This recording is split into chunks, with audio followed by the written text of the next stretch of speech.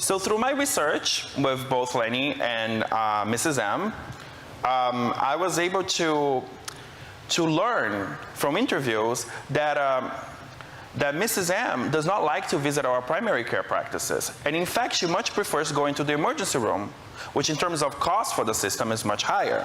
So I went to further understand why is it that Mrs. M does not like to come into our primary care practice.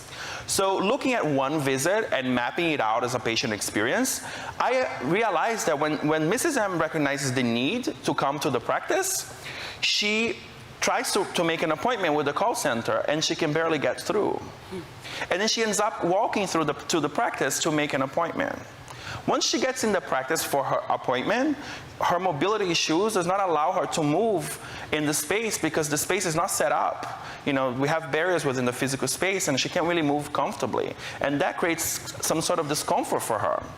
And then during her consultation with Dr. Safa, for example, the 15 minutes that she's given, it's barely no time. So she, even though Dr. Safo has a really good relationship with Mrs. M at times doesn't feel like she's really being heard. So some of these barriers really impact the experiences our patients are having in our clinics. And looking, for example, once she's discharged and she goes home, she sometimes forgets, you know, the instructions that the doctor may have given her.